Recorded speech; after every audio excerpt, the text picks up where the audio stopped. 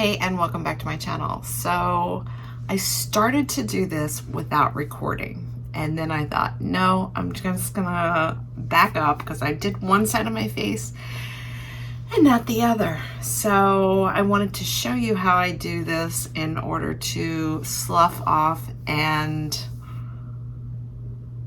smooth my face by shaving. So if you're interested in that, then let's get started. Okay, so I had already started this process when I thought, okay, I should probably go ahead and video this. I did do one video like this a long time ago, and your skin is constantly changing, so I figured, okay, let's just show what it is that I do.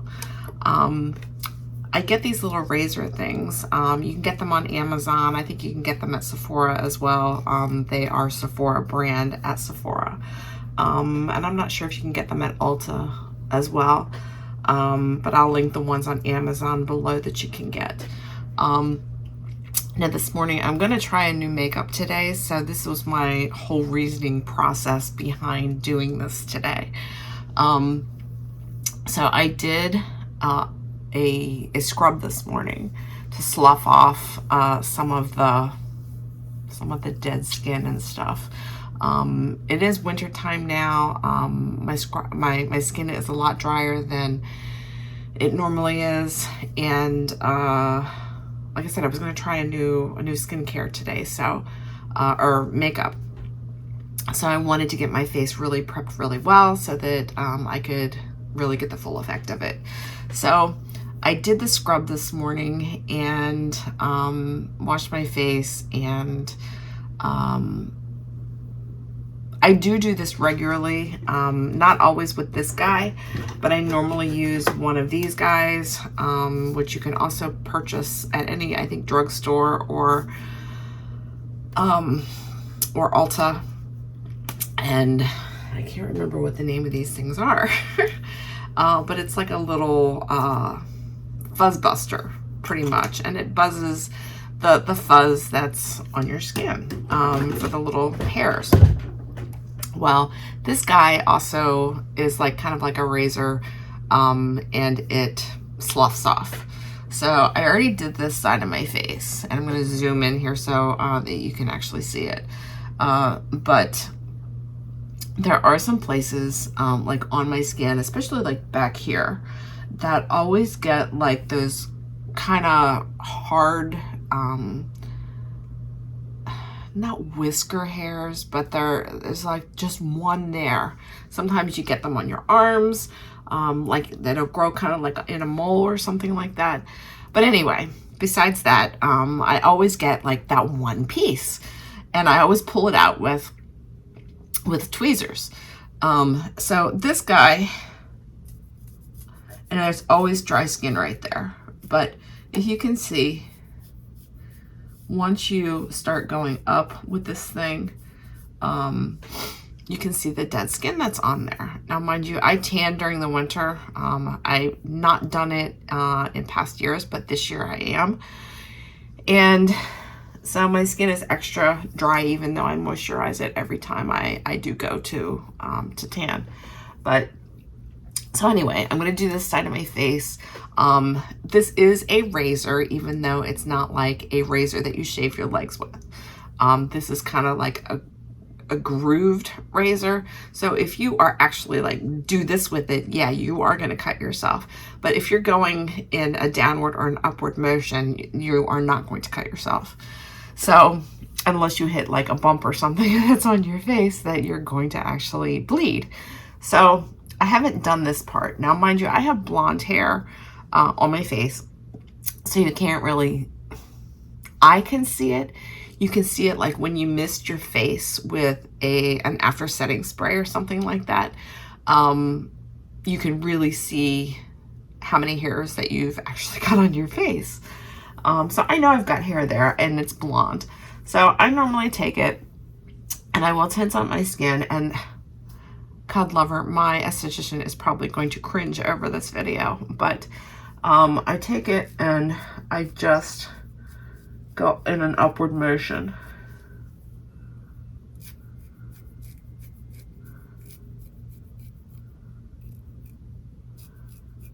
And you can see the dead skin. And fuzz that's coming off. And then I just take it and wipe it. You can wipe it on a towel or whatever. And if you can kind of see that, it's kind of corrugated. So, and you can mostly see it on places that you don't normally do, like say under your chin. And I'll show you the dead skin that's under here, because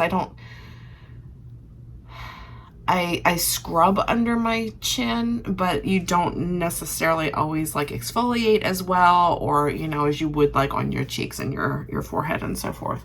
So let me just show you a little bit.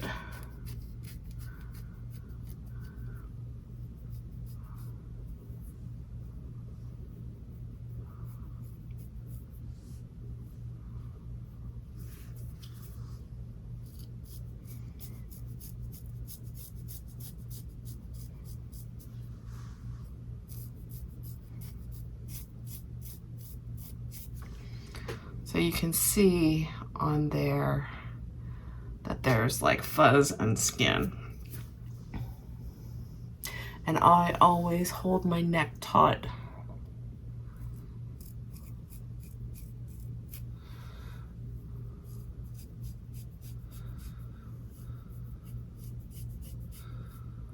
I have got some bumps on my skin from masks that I've been wearing. Now there you can really see a difference. Can you see the skin there and the fuzz? There's quite a bit right there.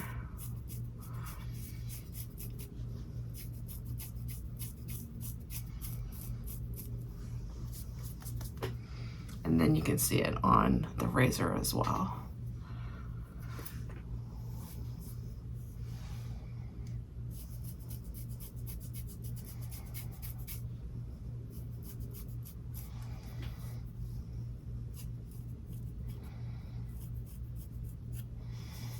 So if you go over any bumps on your skin, you're gonna have some bleeding. Like right there, I've got a bump.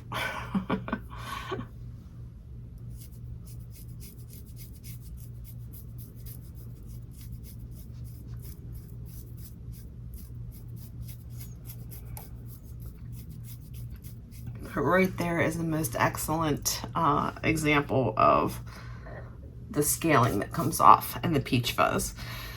If you get the excess, I don't care what color hair you have on your face, off, your skincare and your skincare especially is going to be more effective, and your primer, your foundation is going to look a lot more flawless and not broken up or cakey or anything like that. Now, and after you do this, it does not grow back like whiskers or anything like that, like a man's beard would be. It's not anything like that at all. It just makes your skin smooth.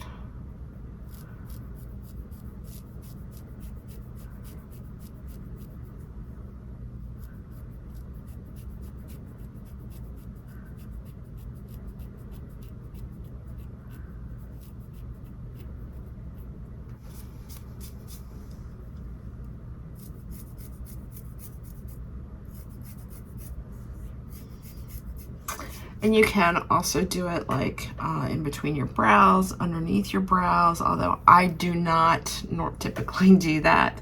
Sometimes I'll do above my brows up, but I don't typically have any like peach fuzz like on my forehead. It's mainly like right in here. When I worked at Ulta and Sephora, I see so many women come in And especially like when these types of things first came out on the market, and they were like, what, shave your face?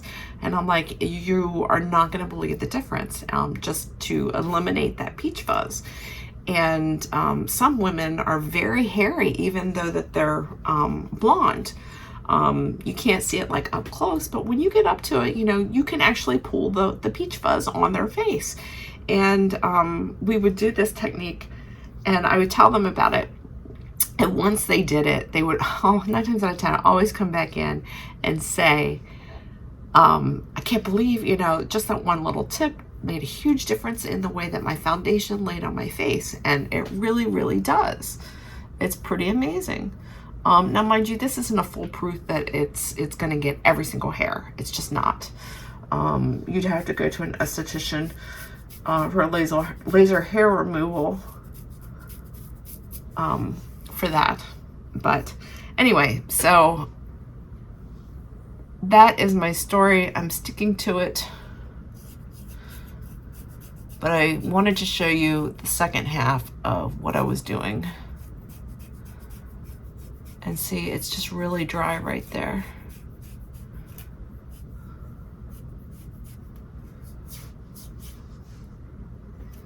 And again, you know, that's just not an area that you always work on. You just don't. So, and then once I finish, I always put on, especially in that area, put on a neck cream. And I always use the toning neck cream. It's an age reverse from Exuviance, and this is so good for your skin. It's just a neck cream, and I always put it on underneath of my makeup. So there it is. I hope that you like this tutorial. Actually, this one is a Sephora brand, so they do have them there. And this one is actually a Sephora brand, but I also get a brand called, I think it's called Tickle Me, but I will link that down below as well, because I've gotten those from Amazon before. So, but you can already tell the difference in my skin. And like I said, that is just like it's like a mole thing that it's not, it doesn't protrude. It just has like that one little kind of like whisker thing there. So I'm constantly always pulling that out. But there you have it. And it feels so soft. So thank you so much for watching. I hope that this helped a little bit with your makeup on how to get a flawless finish, and or at least the beginning underneath steps for that process. So stay tuned for more tips and tricks, and if there's anything that you'd like to see me try, please comment below, and I will try to get whatever that is videoed for you. So catch me on Instagram at Uptown Glam Girl, and also I have a new Instagram as well for jewels, and that is Blonde Fox Jewels. At Blonde Fox Jewels. Yeah. Get that out. Say that 10 times. So it always feels so soft when I do that. It's amazing. So there you have it. Thanks again for watching, and I will catch you on the next one. God bless.